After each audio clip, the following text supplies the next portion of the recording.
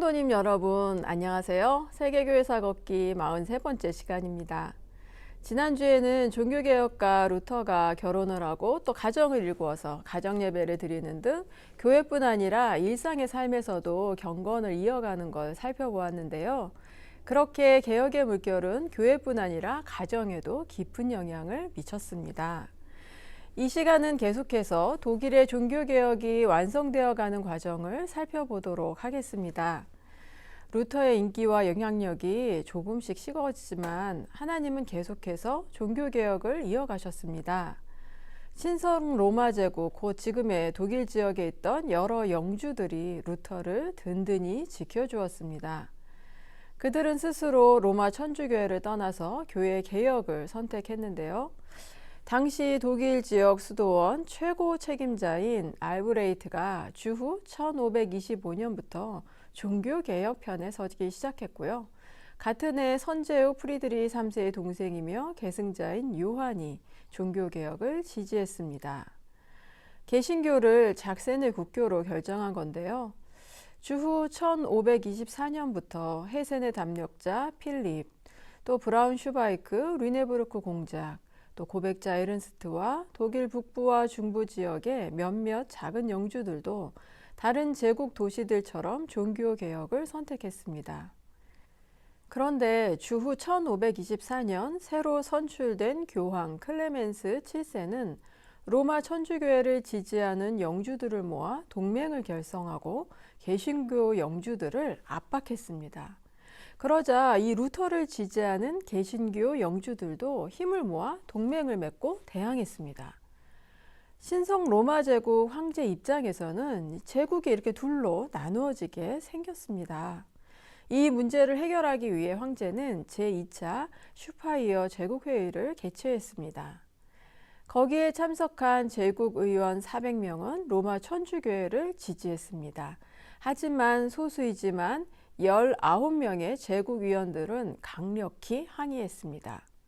이때 항의하다 프로테스트라는 말에서 개신교도를 뜻하는 프로테스탄트라는 이름이 생겨났습니다.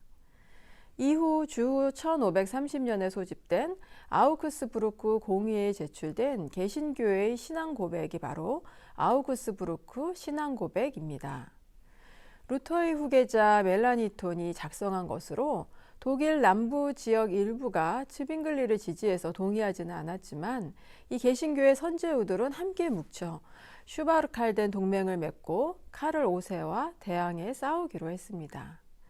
그러면서 아우구스부르크 신앙 고백에 이 서명함으로써 어느 정도 일치된 신앙 고백을 가지게 되었습니다. 한편 남부로부터 밀어닥친 이슬람 군대의 위협 때문에 신성 로마 제국의 황제 필립 2세는 개신교회와 화의를 청합니다. 그것이 주후 1532년에 있었던 뉘른베스크 종교 화의입니다. 이 화의를 통해서 로마 천주교회는 더 이상 개신교회를 핍박하지 않는다고 결정했고, 이로써 개신교회는 정치적으로 든든한 지지대를 얻게 되었습니다. 이후 개신교회와 로마 천주교회의 대화는 계속되었습니다. 하게나우 종교회의, 보름스 종교회의, 레겐스부르크 종교회의. 하지만 이 멜랑이톤과 로마 천주교회 추기경이 아무리 대화를 해도 이들의 의견 일치는 불가능하다는 것만 보여주었습니다. 결국 주후 1555년 9월 25일 아우크스부르크 종교 화의에 이르게 되었고, 독일의 종교 개혁은 정치적으로 일단 마무리되었습니다. 이후 시민들의 종교는 그 지역의 통치자가 결정했는데요. 그전에는 무조건 로마 천주교회의 신앙을 가져야 했지만 이제는 영주가 개신교회를 결정하면 개신교 신앙을 가질 수 있게 되었습니다. 시민들은 자신에게 맞는 지역으로 이사하면 종교적 이유로 핍박을 받지 않을 수 있었어요. 루터의 종교개혁은 주후 1540년 직후 독일 지역의 65개 도시 가운데 50개의 지지를 얻었고, 또 33개의 도시는 종교를 완전히 개신교회로 바꾸었습니다. 그래서 신성로마 제국의 황제가 개신교 출신이 될 가능성도 있었습니다.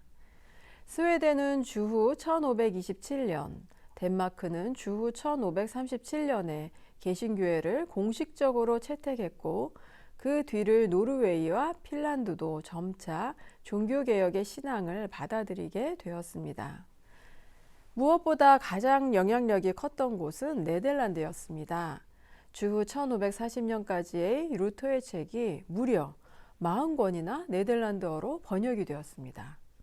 당시 프랑스어로 16권, 영어로 8권 번역된 것과 비교하면 굉장하다고 볼 수 있는데요.